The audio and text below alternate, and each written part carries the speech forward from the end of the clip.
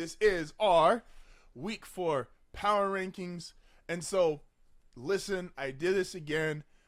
I'm not any team that I truly feel is one of the best teams in football, even if their record is not directly reflective of that.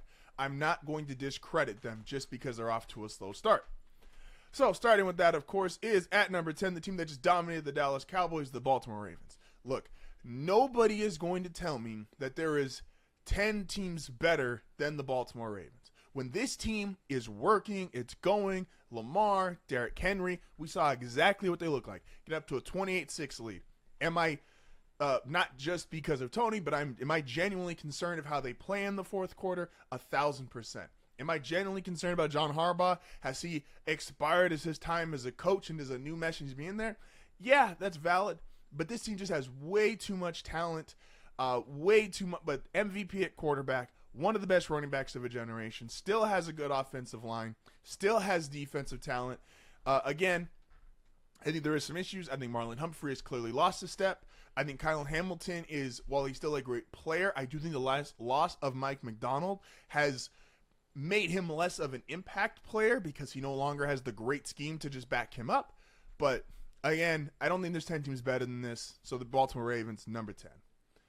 At number 9, the defensive coordinator that they lost, Mike McDonald, the Seattle Seahawks. Look, McDonald clearly is off to a hot start. Now, defense is usually ahead of the offenses because defenses can normally play with just a sense of physicality and aggression to start the season. But this is a scheme guy.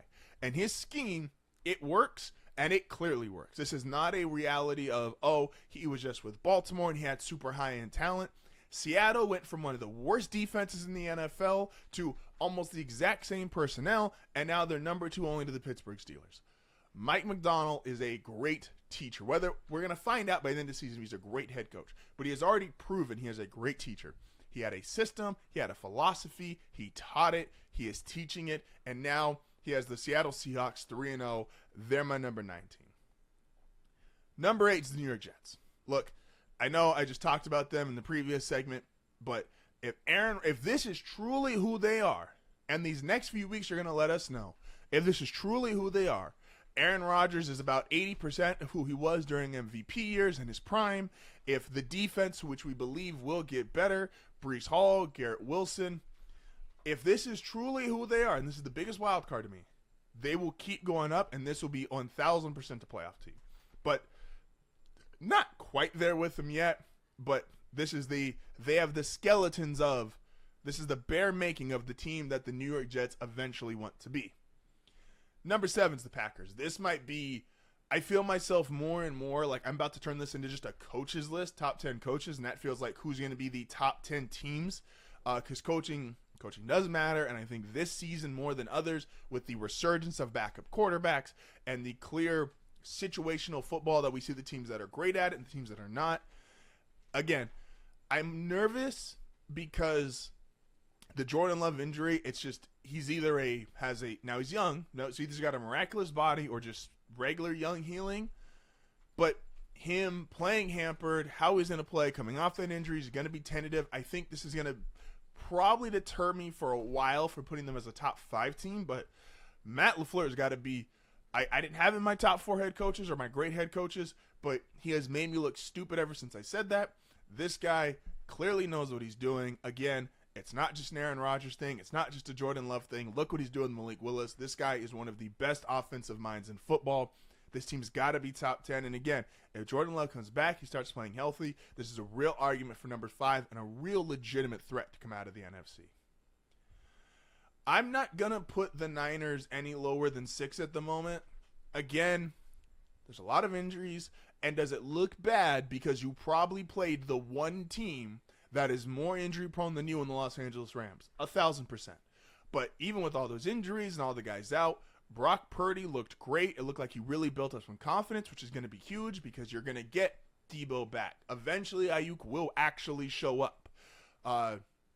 The guys that they've lost on defense, like this team when it's all said and done, there's a reason why they're my number 2 team to start the season, and why, like, this roster, if everyone's healthy, everyone's performing, it's 8 All-Pros, and if your quarterback is actually going to start playing like this, then you essentially have 9 All-Pros. We've always said Brock Purdy, it's just the stats, it's not real.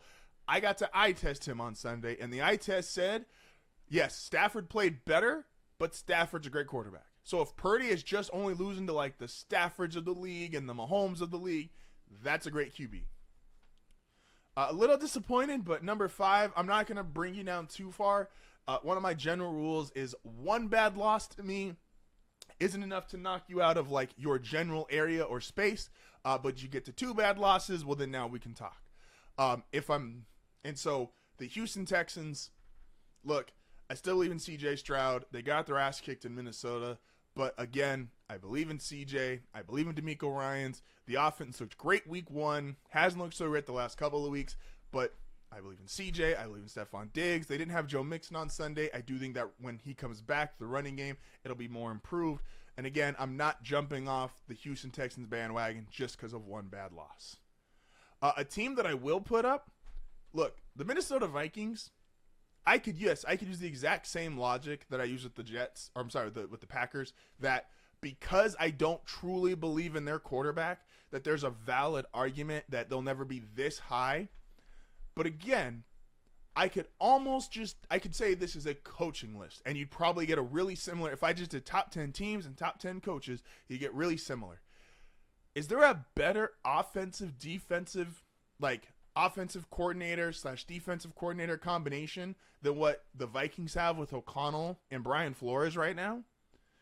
I mean, like, you have to defer to the Chiefs with Reed and Spags, but after that, this might be the second best combination of offensive coordinator / head coach and defensive coordinator. Like, Brian Flores and the Vikings are giving teams hell, and that's not a fluke. Again, is Sam Darnold eventually going to come back down to earth? I believe he will. But if O'Connell is the coach that I think he is, that falling back to earth is not going to be this dramatic crash landing. He's just not going to play like the MVP of the league, which is fine. They don't need him to play like the MVP of the league to be great. They just need him to play very good in this system. And again, this is both on offense and defense. They are doing a coaching masterclass. It's just brilliant. At number 3 was the Detroit Lions. Again, you take one bad loss, which they lost to Tampa, which if you look at that Tampa game, they outgained Tampa, more yards per play. Jared Goff, just unfortunately, there was some turnovers and some issues, but overall, they actually played better than Tampa in that game. They should have won that game. They should be 3-0. I do have some concern. Jared Goff, it's getting harder to ignore the glaring impact of how he plays when there's no pressure versus how he plays when there is pressure. It's 2 totally different quarterbacks. And so I still believe in this roster. Aiden Hutchinson looks like he has finally realized the top 5 pick that he was. He is getting after everybody. He is going to put himself in these Defensive Player of the Year conversations here pretty shortly. And so I like the offensive line. I like the defensive line. I like the receivers. I like the quarterback. I like the coach. This is, again, we talked about this in the offseason. This is the young version of the 49ers. This team we're going to look at and be like, oh, they have 5, 6, 7 potential all-pro players, and they're younger than the Niners. Like, this is the best roster in the NFC. Like, the Lions are crazy good. And I've been saying I could say the top 10 head coaches, and then I could do the top 10 teams, and those will pretty much line up. But our top 2 right now are the top 2 quarterbacks, in my opinion, in the NFL. So at number 2, we have the Buffalo Bills, Josh Allen. Josh looks like he's finally unlocked everything. The game has truly slowed down. He's making all the right plays. He's committing less turnovers. And Sean McDermott, I know he gets a lot of shit because he's the guy who has the most success before losing to Andy Reid, him and Kyle Shanahan. But the way we view offensive and defensive coaches in the year 2024 are drastically different. Buffalo's defense, the entirety of the time that Sean McDermott has been there, has been great. And that has been with multiple injuries, multiple turnover. Like, he just knows how to coach defense. And so this is why the Bills don't get blown out, is Josh has talent of a top 2 to 3 quarterback in the league. Right now, I think he's number 2. And Sean McDermott, as a defensive coordinator, defensive mind, defensive guru, is as good as anybody going right now. So when you have that, along with your elite level quarterback, this is why they don't get blown out. This is why they're in every game. And if you're in every, you're going to dominate the teams that you should dominate. We saw that on Monday night. And you are going to be in every game, even with the elite teams. And if you're in the game, you are going to trust that your top two quarterback, with all the talent in the world, is going to get you there. And this is supposed to be the year that the Bills took a step back. And it might be the year they actually take a step forward. And, of course, look, man, I hate them. I don't like them. I don't really have anything nice to say. I don't want to say anything nice about them. There's a lot of things here, but the most undisputed thing about the Chiefs right now is that even though they're not playing great, even though Mahomes is struggling, he's posting career lows, Travis Kelce looks like a shell of himself, the reality is, and this is a thing and this matters, they have convinced the rest of the league this is still the 2019 Chiefs. That this is still the high-flying offense, Mahomes to get 40 a game, and it is changing how people play against them. The Patriots had this where they were so clean-cut, never made mistakes, that they got in other teams' head before the game even started, and coaches make these really awkward decisions against them that, oh, we have to do this or we're just never going to be a chance to be in this game. Again, it happened with Atlanta Sunday night. Atlanta could have kicked a field goal earlier in the game, which would have put them in a position where a field goal ties it at the end, and they just didn't because they looked across the field and they saw Reed and Mahomes and Kelce, and even if they're not putting up the same production that they once were, they are still looked at and they have that respect and that aura, and the defense right now is just great. The defense is on a heater for the last year and a half. Bolton, Chris Jones, McDuffie, not everyone besides Chris Jones. There's really not a whole lot of superstar names, but this has absolutely been a superstar defense the last year and a half. Current dynasty in the NFL, back-to-back champs. Again, do I think they look vulnerable? Obviously. Do I think they look beatable? Obviously. But until someone does it, they got to keep the number one spot.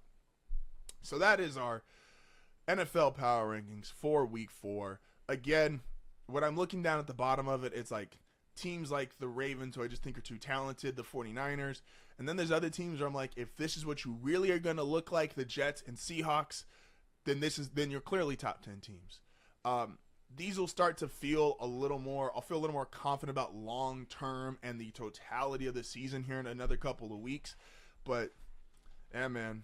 And then until the Chiefs really get knocked off, the Chiefs might hold the number one spot all season. But yeah, fuck the Chiefs.